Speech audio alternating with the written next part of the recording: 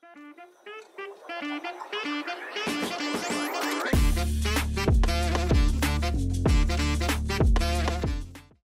প্রশ্ন সেটা হচ্ছে যে আপনাদের ক্যারিয়ারে সবচেয়ে বড় আর্টিস্টিক রিস্ক আপনারা কোনটা নিছেন এবং যেটার আসলে ওটার ফলাফল কি হয়েছে? আমার একটা কন্টেন্ট নিয়ে আমি আমার আগস্ট 14 নিয়ে এটাই কথাই বলবো। এই রিয়েল লাইফে সে যেমন ছিল তেমনই দেখার চেষ্টা করেছি এবং তার মানসিক জগৎটা সেটাই তুলে আনার চেষ্টা করেছি যতখানি পারা যায়।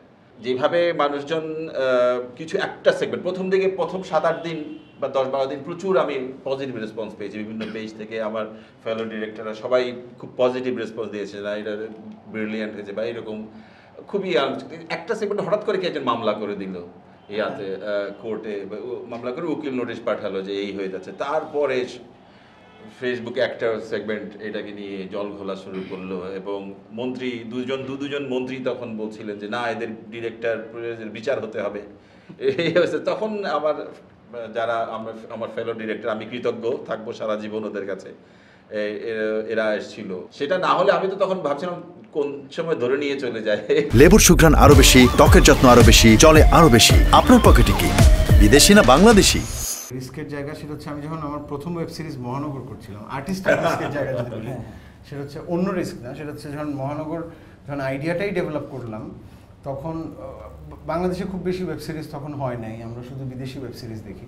সো আর্টিস্টিক রিস্কের জায়গা আমার প্রথম থেকে ছিল গল্পের আইডিয়াটাই, যে আমি আসলে এক রাতের গল্প বলবো, 8টা পর্ব হবে ওটা নিয়ে। সো আমি যদি এবং একটা থানার গল্প, শুধু একটা সিঙ্গেল লোকেশন, হ্যাঁ। সো আদৌ প্রথম সিরিজ বানাচ্ছি, এটা যদি ওয়ার্ক না করে তাহলে আমার সিরিজেরই পথ বন্ধ। সো একটা সিঙ্গেল লোকেশনে শ্যুট করা এবং এক রাতের গল্পকে 8টা পর্ব পর্যন্ত টেনে নিয়ে যাওয়া, এটা কি আদৌ দর্শকরা দেখবে কিনা, এইটা ছিল আমার জন্য সবচেয়ে বড় আর্টিস্টিক রিস্ক। বলির ক্ষেত্রে আমার কাছে মনে হয়েছে যে the biggest risk that we have taken বলছে যে একটা ডেল্টা ওয়েস্টার্ন বানাইতে হবে। সো ডেল্টা ওয়েস্টার্ন এটা তো একটা একদমই আনসিন ওয়ার্ল্ড, এটা কিভাবে ক্রিয়েট করবো, সো এটা একটা ব্যাপার। তারপর হচ্ছে যে তার আগে একটা লম্বা সময় আমি আসলে বিজ্ঞাপনের সাথে ছিলাম। সো শর্ট ফরম্যাট থেকে লং ফরম্যাট পুরো জিনিসটা ডিজাইন করা, বাজেট সম্পর্কেও আসলে খুব বেশি একটা আমাদের তখন যে এই বাজেটের মধ্যে কিভাবে আসলে কাজটা করা যায়।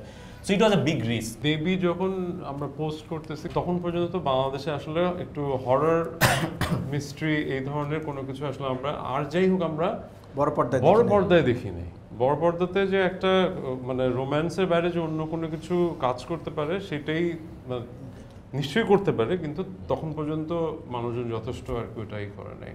সো সেটা এক ধরনের করোনার পরবর্তী আমি ডিসিশন নিলাম কি আসলে আমি যে গল্প বলতে চাই ওটাই বলবো, আর ওটা যদি কেউ বানাতে চায় তাহলে বানাবে, নাহলে আমি ওয়েট করবো, এরকম কিছু।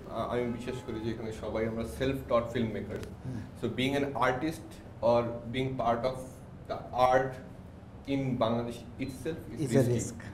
সো আমরা এখানে সবাই পড়ালেখা করে সেলফ টট ফিল্ম মেকারস হয়ে একটা ক্যারিয়ার আনসার্টেন একটা ক্যারিয়ার আমরা যে চুজ করছি, সেটা দিস দ্য বিগেস্ট রিস্ক।